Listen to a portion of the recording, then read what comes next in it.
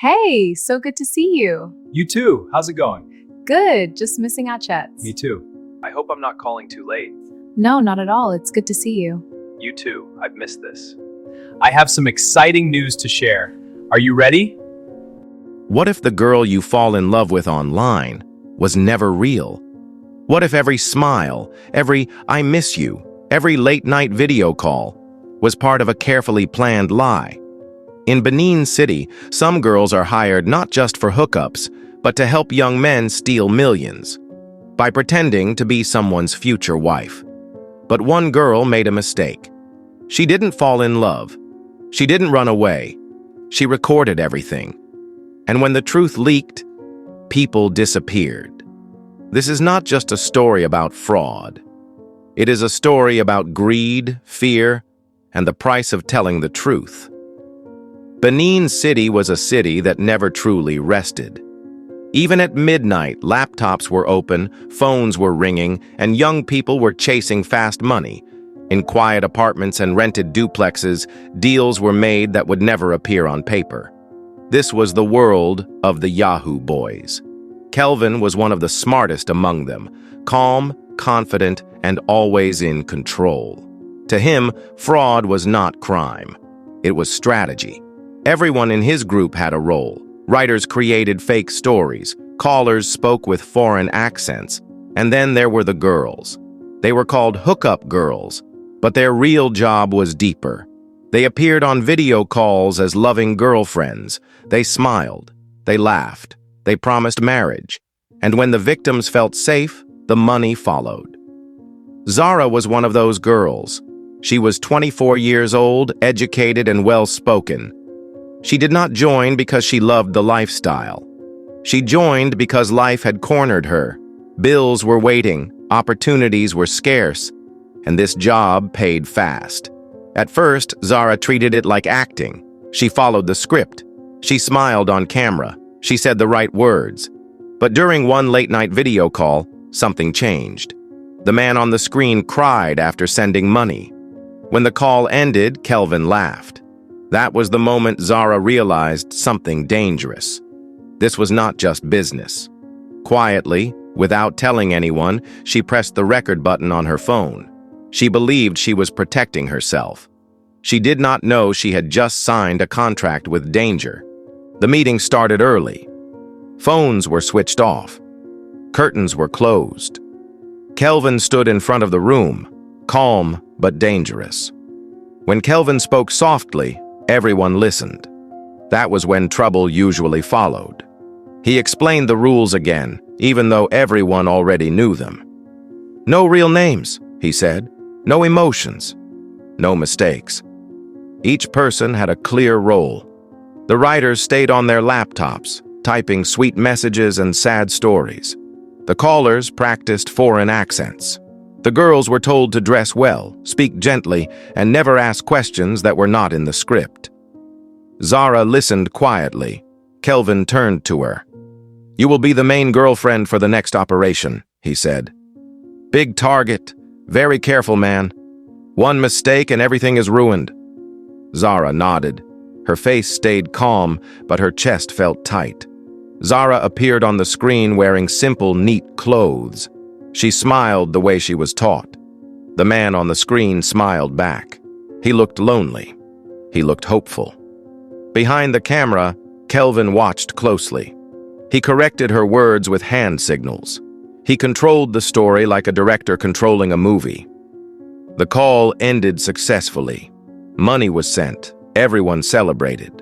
But Zara did not smile. Later that night, Blessing walked up to her. "You are too quiet," she said. "This work is easy if you don't think too much."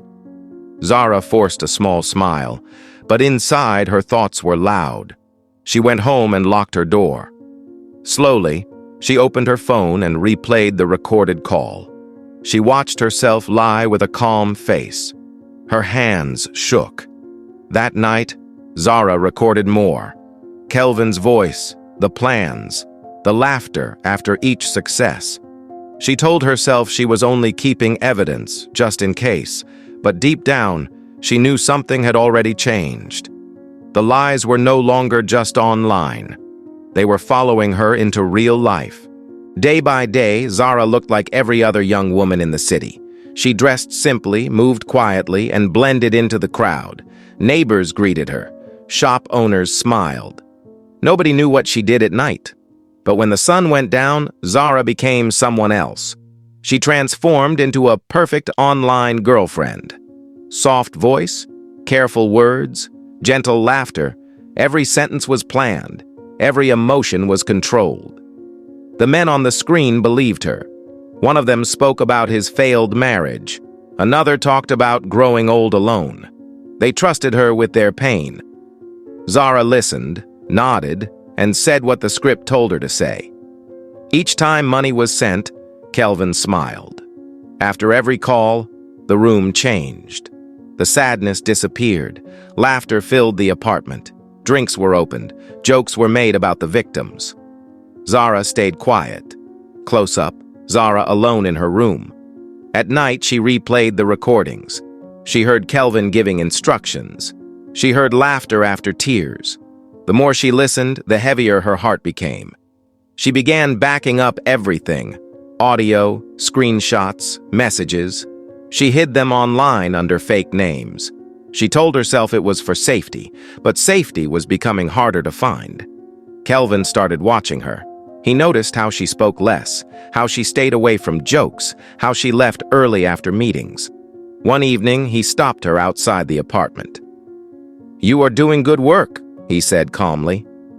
"But remember, this life rewards loyalty." Zara nodded. "I understand." Kelvin smiled, but his eyes searched her face. That night, Zara received a message from one of the victims. "I wish you were real," the man wrote. "You are the only good thing in my life." Zara stared at the screen for a long time. Then she pressed record again. She was no longer just part of the lie. She was collecting the truth. And the truth was becoming dangerous. Kelvin trusted no one, not fully. Trust could be deadly, and he was beginning to notice Zara. Something about her had changed. She spoke less. She watched more. Her smile was slower. He tested her without saying a word. Changed meeting times. Gave false instructions. Even asked other girls small questions about her. Zara answered carefully. She passed every test, but Kelvin's eyes were sharp, suspicious. Meanwhile, Blessing, the confident girl in the group, whispered a warning. "Kelvin is watching you," she said. "Don't get careless." Zara nodded, but inside, fear began to grow. That night, Kelvin demanded a full phone check. Panic spread through the team. Everyone handed their devices. Zara's heart raced. Her recordings were hidden online. But if Kelvin found even one clue, he found nothing. But his stare lingered. She whispered to herself, "He suspects something. I need a plan." Outside, the streets of Benin City were wet with rain. Inside, Zara realized the truth she had was dangerous. And danger, she knew, could find her anywhere. Zara could not keep watching innocent people hurt. She made a decision. She contacted an investigative journalist online, carefully, anonymously. She sent a small audio clip, a short proof of the scams. Nothing traceable, just enough to grab attention. The journalist replied, "I need more." Zara hesitated. One mistake could ruin everything. But staying silent felt worse. She sent more evidence. Recordings, messages, instructions. Each click made her heart race. Meanwhile, Kelvin noticed unusual network activity, missing files, accounts being accessed from unknown devices.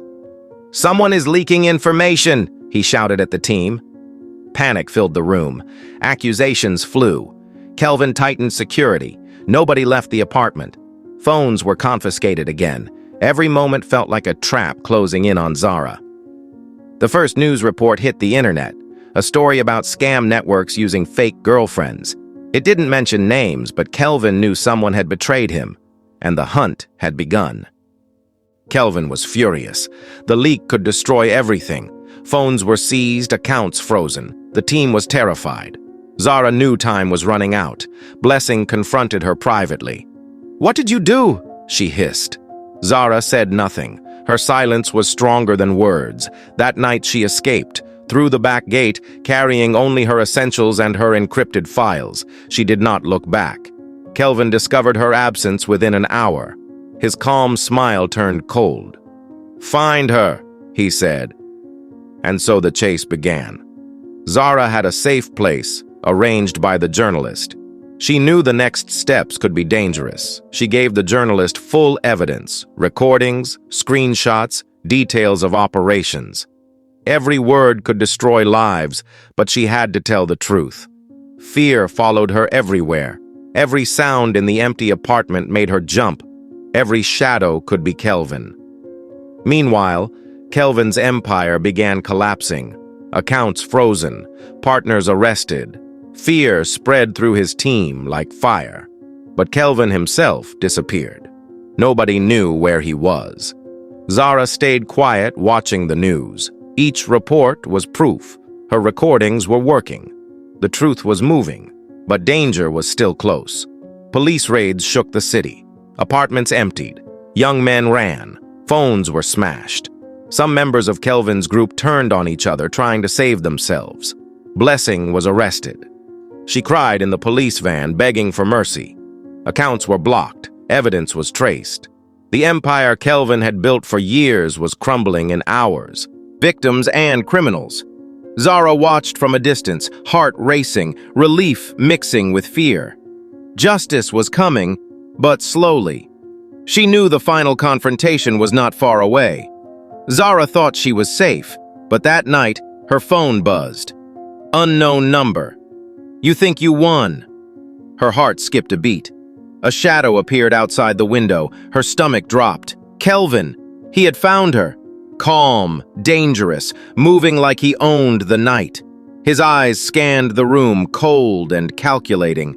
Zara grabbed her phone, ready to call the journalist or police, but Kelvin was faster. He kicked the door slightly. It didn't break, but the warning was clear.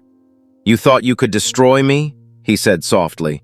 "All of this, for nothing." Zara's voice trembled, but she stayed steady. "The truth cannot be destroyed, Kelvin. Not this time." Before Kelvin could react further, sirens echoed through the street. Police lights flashed red and blue through the rain. They surrounded the building. Kelvin's face went from calm to shock. He had underestimated the journalist and the authorities. Police moved quickly, and within moments, Kelvin was handcuffed. He did not resist. The empire he had built with lies collapsed around him in seconds. Zara watched silently as he was taken away. Fear remained, but relief washed over her. The nightmare was over. But the lessons remained. Greed, lies, and deceit always catch up to you. Months passed. Life slowly returned to normal. Zara started fresh. She found real work, real friends, and real peace. She rarely thought of the past, but she never forgot it. The story she exposed changed lives. People talked about online scams in ways they never had before. Awareness spread. Laws were discussed. Some victims recovered. Some criminals faced justice. Benin City remained noisy, alive, and chaotic. But one truth stood firm. Lies might make money fast, but truth always collects its debt. Zara looked at her reflection in a shop window and smiled faintly. She had survived. She had fought. And now she could finally live freely.